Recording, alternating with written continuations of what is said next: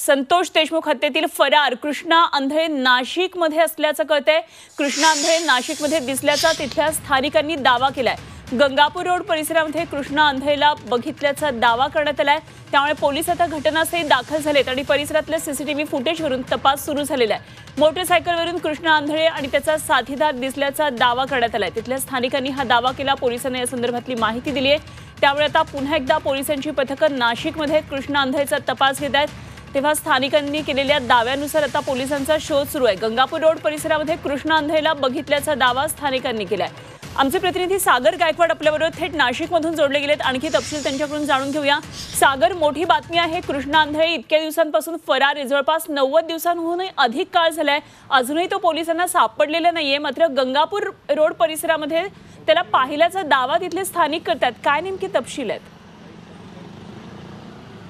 नक्कीच स्थानिक लोकांनी दुचाकीवरून येताना या कृष्णा आंधळेला पाहण्याचा जो दावा आहे तो स्थानिकांनी केलेला आहे। ते जर बघितलं तर मी आता त्याच परिसरामध्ये आहे ज्या ठिकाणी हा कृष्णा आंधळे आल्याचा दावा जो आहे तो स्थानिकांनी केलेला आहे आणि पोलीस सुद्धा घटनास्थळी दाखल झालेले आहेत आणि ह्या परिसरातले जे सीसीटीव्ही आहेत ते पाहण्याचं काम जे आहे ते पोलीस करतायत। आणि हा जो कृष्णा आंधळे किती वाजता आला होता किंवा या ठिकाणी तो आल्यानंतर कुठे थांबला होता का, या सगळ्या परिस्थितीची चौकशी आहे ती आता पोलीस करताना आपल्याला पाहायला मिळत आहेत। आपल्याबरोबर खरं तर ज्यांनी ह्या कृष्णा आंधळेला पाहिलं असं म्हटलंय ते आपल्याबरोबर स्वतः प्रत्यक्षदर्शी आहेत। आपण त्यांच्याशी बोलूयात। काय तुम्ही कृष्णा आंधळेला बघितलेलंच म्हटलंय, नेमकी कसे आले होते, त्याला कसं बघितलं तुम्ही? नमस्कार, मी ॲडव्होकेट गीतेश तानाजीराव बनकर। मी गंगापूर रोड सहदेवनगर इथं आनंद हाईट्स बिल्डिंगलाच राहतो, फर्स्ट फ्लोअरला। तर 9:15 साडेनऊच्या दरम्यान जेव्हा मी सकाळी दर्शनाला आलो दत्त मंदिरापाशी, तर तिथं मंदिरापाशी दोघंजणं मला उभे दिसले मास्क घालताना।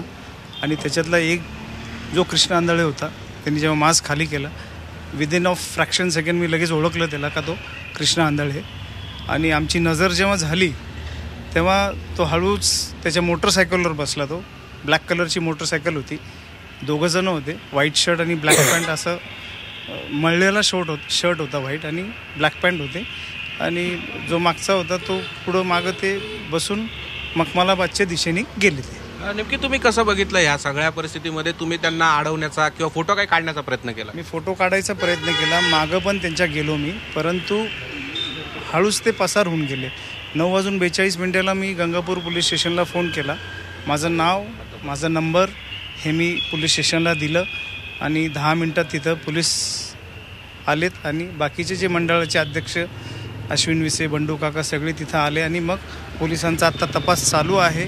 CCTV फुटेज जे आहेत दिसतात ते सगळे आम्ही चेक करून जी काय माहिती पाहिजे मी सगळी माहिती त्यांना देत आहे। आपल्याबरोबर इथे वरिष्ठ अधिकारी देखील आहेत, हे देखील CCTVच्या आधारे जे आहेत ते चौकशी करतायत। नेमकी कृष्णा आंधळे या ठिकाणी आला होता का, आणि आला तर ह्याच बाजूने कुठल्या साईडने तो गेला, या सगळ्या पद्धतीची चौकशी जी आहे ती या CCTV मार्फत करताना आपल्याला पाहिजे। आपल्याबरोबर स्वतः अधिकारी आहेत, आपण त्यांच्याशी बोलू।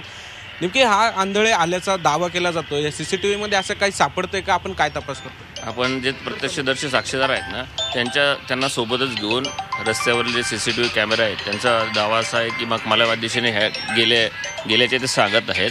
त्यांना सोबत घेऊन तशा प्रकारचं वर्णनाचे मोटरसायकल किंवा इसम मिळून येतात का, त्या पद्धतीने आम्ही शोध घेतो। पुढे काय पथक वगैरे तयार केलेत की? आम्ही गंगापूर पोलीस ठाण्याचे आपलं माननीय वरिष्ठ पोलीस निरीक्षक श्री जगविंदर सिंग राजपूत साहेब यांच्या मार्गदर्शनाखाली 3 पथके वेगवेगळ्या दिशेने रवाना झालेली आहेत, त्यांना वर्णन सांगून। आणि मी स्वतः प्रत्यक्षदर्शी जे साक्षीदार आहेत त्यांना सोबत घेऊन त्या पद्धतीने शोध घेतो।